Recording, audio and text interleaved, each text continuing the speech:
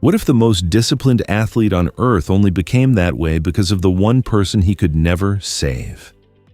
Stay with me.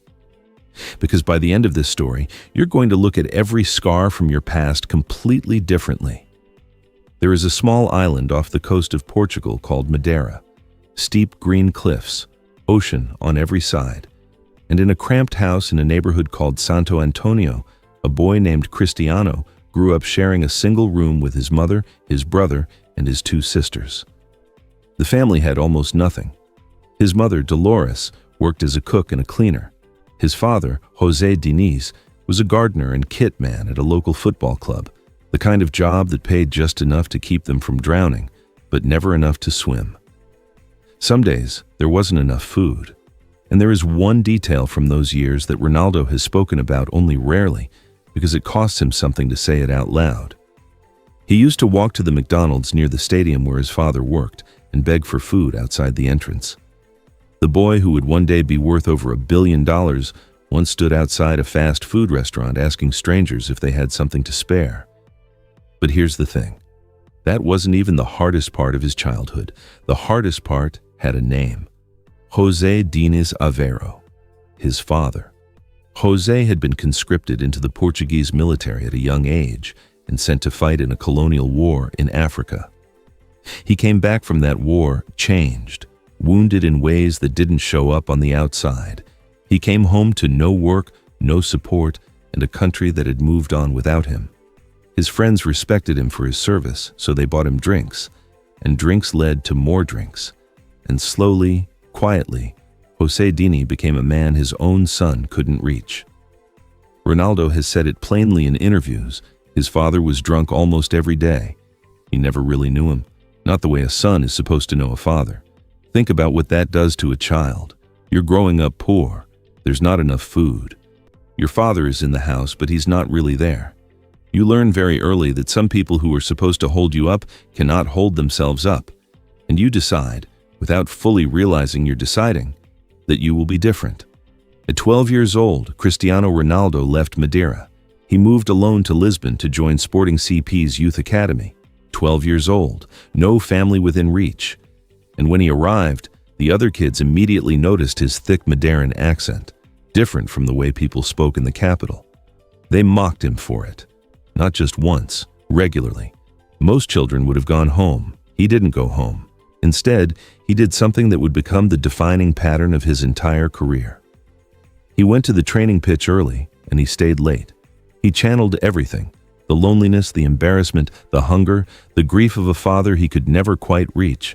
He channeled all of it directly into work, into repetition, into becoming so good that no one would ever have a reason to laugh again.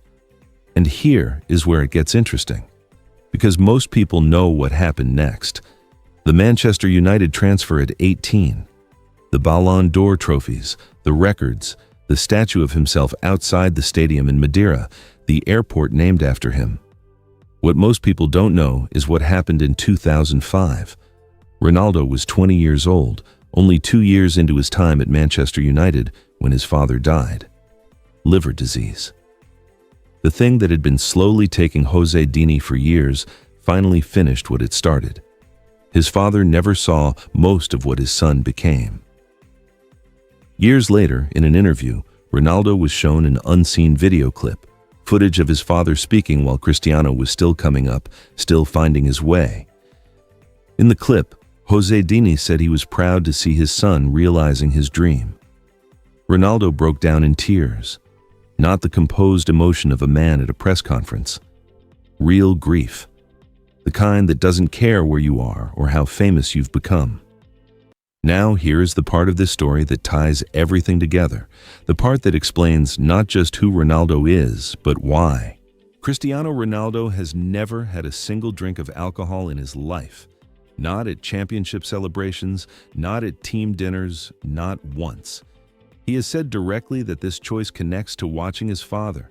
He saw, up close, over years, what alcohol did to a man, what it took from him, what it cost a family. He didn't decide to take care of his body because it was trending, or because a nutritionist told him to, or because some sports science article recommended it. He decided because he had a front row seat to what happens when you don't. The discipline that made him legendary, the 5 a.m. training sessions, the ice baths, the obsessive attention to recovery, the body fat percentage that scientists study, all of it traces back, at least in part, to a quiet decision made by a boy who watched his father disappear one drink at a time. He took the worst thing that happened to his family and turned it into the most powerful force in his career. Now, here's the question I want you to sit with. What have you inherited that you've been treating as a wound when it might actually be a weapon? Ronaldo didn't get to choose the island he was born on, or the house he grew up in, or the father he had, or the war that changed that father before he ever arrived. None of that was his decision. But what he did with it, every single day, at every single training session, in every choice about what went into his body and what didn't, that was entirely his. The boy who begged for food outside a McDonald's became one of the most recognizable humans on Earth. The son who never really knew his father became a man who named an airport's name after himself in the city where his father once worked a kit room. He didn't outrun his past. He converted it. He took hunger and turned it into drive. He took absence and turned it into discipline. He took grief and turned it into fuel that is still burning decades later. Your wounds are real. I'm not going to tell you they aren't. But they are not the final word on what you become. The question is never what happened to you. The question is always what you decide to do with it. That decision, that single, quiet, repeated decision, is where every great story actually begins. If this story hit something in you, drop a comment and tell me. What's the thing from your past that you're finally ready to stop carrying as a weight and start using as a force? I read everyone. And if someone in your life needs to hear this today, share it with them, because the right story at the right moment can genuinely change the direction someone is heading.